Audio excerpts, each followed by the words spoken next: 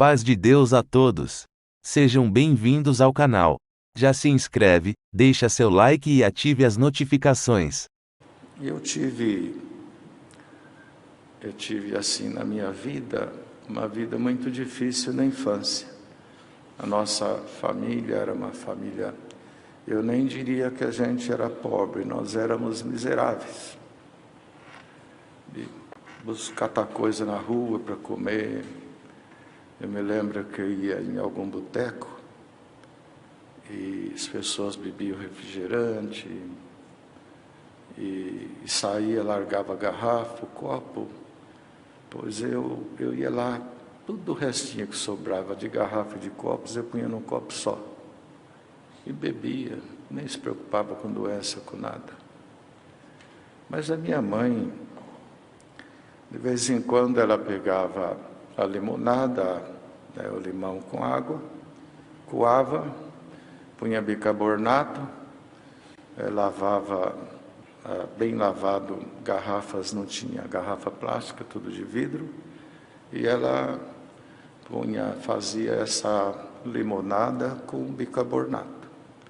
Punha dentro dessa garrafa, dava uma chacoalhadinha, punha a tampinha, não existia copo, era caneca, né? E nós não tinha copo, era só caneca. Aí ela falava, vamos tomar Guaraná, nenê. E aí eu, meus dois irmãos, beber Guaraná. E o bicarbonato, ele gera aquele gásinho gostoso no fim, né? E eu me lembro que punha na caneca e eu bebia, depois que bebia, e aquele gásinho assim, eu falava, Guaraná. E saía feliz da vida. Eu, meus irmãos, e bebendo Guaraná. Era raro ter almoço e janta, nem sempre tinha almoço e janta. Mas uma coisa muito bonita para as crianças e os jovens que estão ouvindo, é que minha mãe me fazia ler a Bíblia todo dia antes de brincar. Então ela punha o véu na cabeça. E nenê, vem ler a Bíblia para a mãe. Então punha um banquinho, tinha um banquinho perto de uma laranjeira que tinha nos fundos. E ela leia aí, e eu só lia Apocalipse. Eu não saía do Apocalipse. Quando eu pregava Apocalipse na igreja, eu já achava que Jesus já estava voltando, já está voltando, está voltando. Era só Apocalipse. E eu lia e chorava, minha mãe chorava, depois ela me beijava, tirava o véu, ia cuidar da casinha, pode brincar. E eu aprendi a ler. No pouquinho que estudei, minha melhor nota era na leitura. E aprendi a ler assim. Meu pai tinha o vício da bebida, apesar de batizado, tinha essa fraqueza. Mas chegou em 1964, 1964, minha mãe era muito crente, eu acordei durante a madrugada, eu estava dormindo em cima de uma mesa, as crianças, os jovens, todos ouvindo, e eu fui no quartinho onde ela dormia com o meu pai. O colchão era de capim, só tinha as beiradas, e tinha um barulho que vinha, um ruído que vinha do quarto. Eu fui lá ver, minha mãe estava dormindo, mas falando línguas. Eu olhei para ela, uma linguagem mais bonita. Voltei, deitei em cima da mesa, terminou o dia. No outro dia ela me chamou, nenê, chama duas irmãs amigas e fala para o seu pai não sair. E meus dois irmãos mais novos, que eu vou conversar com vocês. Eram umas 10 e pouco da manhã, eu me lembro muito bem. Aí ela foi aconselhar a gente e anunciar que Deus ia recolher ela. Ela tinha 30 e poucos anos, meu pai 30 e poucos também, um pouquinho mais velho. E naquela manhã ela aconselhou meu pai primeiro. Eu me lembro que ela disse assim: então, meu marido, se até hoje eu não consegui ser a esposa que eu tinha que ser, a mãe que eu tinha que ser, hoje eu peço perdão, porque só fui o que eu consegui ser. Meu pai era alto, se curvou a ela, beijou, chorou. E ela disse: cuida dos filhos, porque estou de partida. Se é hoje, se é amanhã, se é daqui uns dias, mas estou indo embora. Essa noite eu fui onde não tem lugar mais bonito. Então, para resumir, deu muito conselho para ele, pediu para ele nunca mais voltar a beber, enfim, criar os filhos, e aí falou: vai ficar pior que está, porque agora a gente sofre junto, mas agora vocês vão sofrer sem mãe, e vocês não vão crescer juntos, cada um para um lado. Congrega, boas amizades, boas famílias. Quanto ao batismo, vocês vão tratar com Deus e Deus vai tratar com vocês. Se fiéis, Deus vai pôr em volta de vocês uma grande família. E foi assim, irmãos, nessa hora eu não aguentei. Eu corri, eu estava sem camisa, fui para o meu portão e me assentei na areia quente, chorei, depois voltei. E ela terminou de nos aconselhar, de nos orientar, e falou para o meu pai: veja se o vício não volta, e você consegue suportar tudo, ficar dentro da igreja, congregar, senão você vai se tornar andarilho, você vai dormir debaixo de ponte, de árvores, e você vai acabar acordando algum dia no meio do pasto, molhado de orvalho, e o gado vai estar pastando ao teu redor. Bem, para resumir, foi nosso último encontro. Ele não morreu naquele dia. Também não me lembro quantos dias depois, porque nem fomos no funeral, não tinha dinheiro, não tinha nada. A senhora recolheu em Ribeirão Preto. Isso se deu na cidade de Guaíra, que eu não sei quanto tempo morei lá também na infância. Sou nascido em Franca. E olha que coisa maravilhosa. Passado alguns dias, Deus a levou, ficamos com meu pai uns dias, saímos. Depois eu segui uma família para cá. Meu irmão do meio foi morar com o irmão ancião. Esse ancião, na casa dele tinha moreninho, tinha gordinho, tinha japonês, tinha órfão, tinha viúva, tinha viúvo.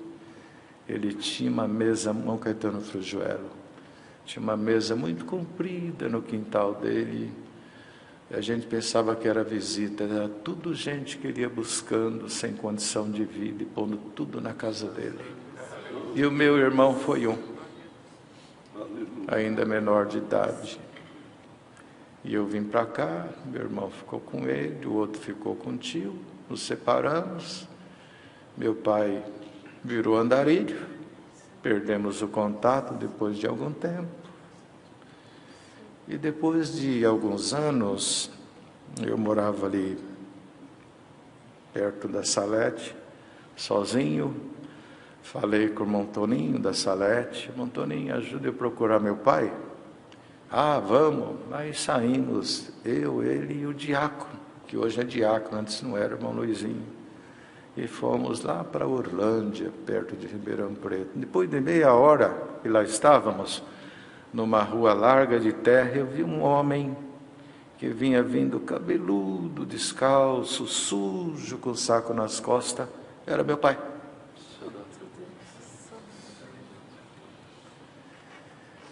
Corri ao encontro, abraçamos, levamos para um lugar, se banhou, compramos roupa, trouxe ele para cá, veio morar comigo, reingressou na vida.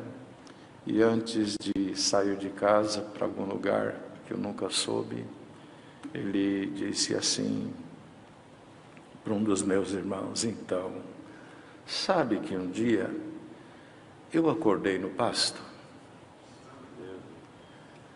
e o meu travesseiro era um saco de roupa suja, e a minha Bíblia que eu tanto lia estava debaixo da minha cabeça, sem capa, rasgada, suja, e o gado pastando ao meu redor. E eu tenho comigo até hoje esse bolo de papel que era a Bíblia dele. Ficou comigo uns tempos, congregou, construiu igrejas, e depois não conseguiu ficar mais, voltou para um lugar onde morava uma irmã dele, 2 irmãs, nunca mais o vimos. Mas, em resumo, Deus cuidou de mim, cuidou dos meus 2 irmãos, não deixou a gente para o mundo. As amizades foram sempre melhores que eu, todo o tempo na igreja. Em São Paulo padeci muito, era frio, dormia em quintal, carro velho, ônibus, fim de feira, pegar fruta que caía, tirar a parte boa, comer a boa, deixar ruim. E o saudoso irmão João Liotti, no fim do culto, falava assim: onde você mora, neném? Ali. Não tinha endereço meu ali. Mas Deus me guardou na igreja, depois preparou o casamento, fui auxiliar na reunião, junto com aquela meninada. E hoje, para resumir, meu irmão é até mais novo que eu, mas está fazendo agora 35 anos de ação também. E assim, no meio da Irmandade, o outro não tem ministério, mas no meio da Irmandade, Deus tem nos ajudado, tem dado uma família boa para a gente, tem cuidado da gente e tem posto assim, de fato, pessoas muito melhor que a gente junto conosco. E hoje eu agradeço a Deus e também, como pais e filhos estão juntos, irmãos, eu desejei muito numa fase da vida, quando eu via pais e filhos juntos, eu parava. Por que não eu? Por que eles têm os pais e não eu? Passava um carro, o casal na frente, os filhos atrás, eu parava para olhar. Mas Deus também me deu isso para mim depois. Mas hoje as coisas estão mudando. E Deus preparou hoje, e nesses tempos, para ouvir a mesma palavra, os mesmos conselhos. O pai, a mãe e os filhos. E como nós temos ouvido até aqui, é uma coisa muito lógica que, passando esse período, é praticamente impossível viver como a gente viveu até aqui, não melhorar. Deus vai melhorar pai e mãe, vai melhorar como esposa, como marido, vai refletir nos filhos, não vai ser gerado tantas vítimas na sociedade, que são as crianças, e são vítimas de desacerto. Ainda um tempo, um menininho de 5 anos que esteve na minha casa, eu comprei uma caixa de chocolate, fui na Cacau Show e dei para ele, e não comia. Você não vai comer? E ele me chamava de tio. Não, tio, se eu comer acaba. Mas ele ficou quieto. Depois ele olhou: tio, com 5 aninhos, sabe o que mais me dói? Eu falei: não, é que eu tenho pai, mas eu não tenho pai. Eu queria ter um pai para estar comigo. Então, todas as famílias que estão aqui ouvindo isso, vamos parar um pouquinho. Deus parou o mundo. Nós corremos muito, não temos mais tempo, os filhos crescem, os pais não notam, o mundo abocanha e a gente não instrui, está faltando calor paterno, calor materno, renúncia, tolerância, boa vontade. Tem que trabalhar? Tem, precisa. Como ontem ainda ouvimos a palavra, Deus é a essência. O resto acaba, tem fim, termina. E a gente precisa encaminhar essa criançada em tudo que estiver no nosso alcance, pelo caminho do bem. Então, hoje Deus nos preparou esta reunião de jovens menores para que nós reflitamos um pouco, e todos nós, quem está falando, quem está aqui, que a gente passa a ter uma força maior em renunciar razões, em renunciar. E agora todo mundo vai voltar para os cultos com mais alegria, com mais busca, com mais fome, com mais sede. Já tem gente perguntando, e numa igreja tem um irmão que a mente de criança, ele não é criança, mas ele vai na porta da igreja para lá e para cá, a gente quase não entende o que ele fala. Tem culto? Tem culto? Quando vai ter culto? Eu quero culto. Quando tem culto?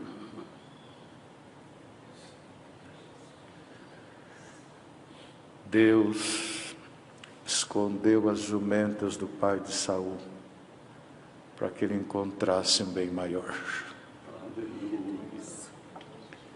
Deus visitou o mundo e escondeu os objetivos principais nossos para dar para a humanidade coisa melhor.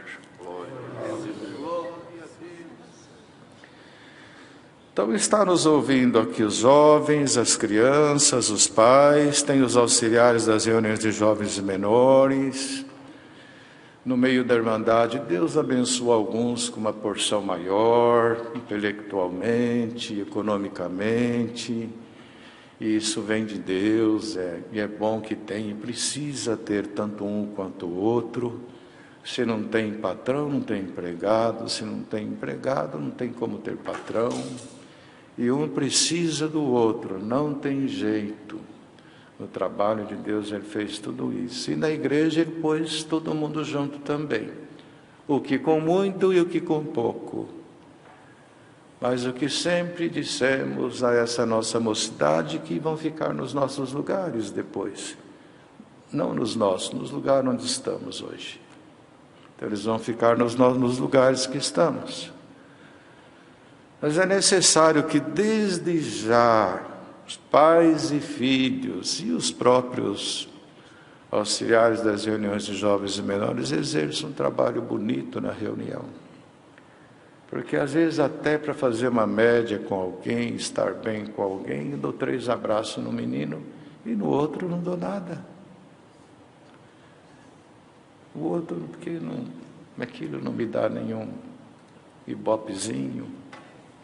E entra pelas portas das reuniões de jovens menores, o menino feliz com pai e mãe, tomou seu Danone, teve tudo de manhã, mas passa lá também o menininho que, por algum motivo, o pai não está perto, a mãe não está perto, a mesa é pobre, a roupa é pobre, não tem tênis de marca, não vai para a Disney, não vai para os lugares, desfrutar um pouquinho da vida, e vive do que ouve, mas não desfruta, e senta todo mundo junto, e precisa ter o mesmo abraço, a mesma importância. E todos os pais que estão ouvindo esse conselhinho, pergunta para suas crianças se não tem nenhum menininho, amiguinho que precisa de um tênis, um sapatinho, uma blusa, uma menininha com véu, um conjuntinho.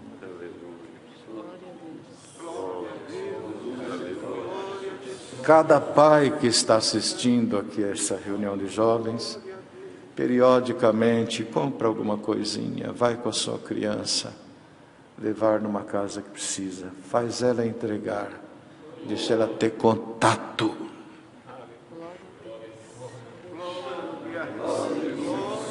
Senão seu menininho, sua menininha vai crescer sem sensibilidade cristã.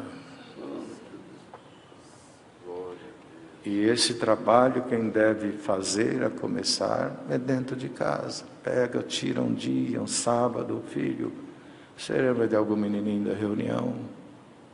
Lembra de alguma menininha? Lembra? Então, vamos comprar alguma coisinha, você entrega, você leva, a gente te leva. Quanto custa isso? 1 litro de óleo que tem marca, a gente compra, tem valor definido. Mas o mesmo litro de óleo, com a mesma marca que eu entrego, não tem valor definido, não se precifica, não se quantifica, porque é preço de amor.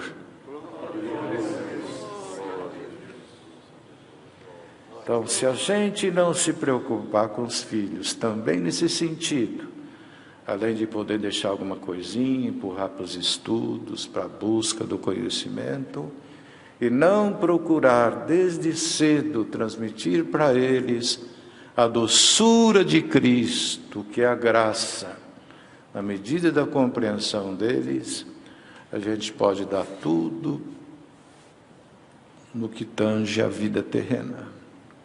Mas acaba, termina. Aí fica o outro conselhinho bem simples para nós todos, os anciãos, cooperadores, diáconos, de jovens que estão ouvindo tudo isso junto com as famílias. Toda igreja precisa ter criança e ter jovens no culto. Porque já tem igreja que não tem jovens no culto, nem criança. É muito triste. E eu, como ancião, preciso ver por que isso. Eu, como cooperador, preciso ver por quê. Eu, como de jovens, preciso procurar por quê. Nenhuma loja que tem seus produtos e percebe que pararam de entrar, pararam de comprar, ninguém vai falar, esses clientes são ruins, são enjoados, está vendo? Eles nem vêm. É melhor ver por que não vêm.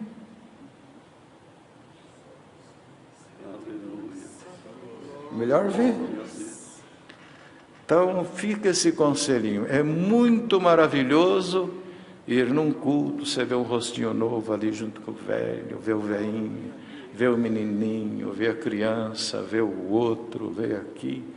Ainda agora, antes de fechar a igreja, veio um menininho assim que acabou o culto, já subiu aqui, pegou um pedacinho de pau e foi regendo o último hino. E olhava para ver se a gente estava vendo. E a vidinha deles é o oxigênio da nossa alma, isso aqui.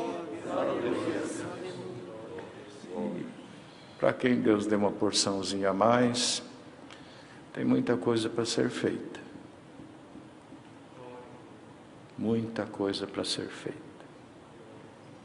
Do nosso lado, sem sair de casa, sem saída comum. Não custa nada para um e para outro, para dois, pagar uma consulta para uma criança com problema nos olhos, comprar um óculos, quanto custa? Quanto custa ver uma velhinha com os dentes quebrados e juntar 2, 3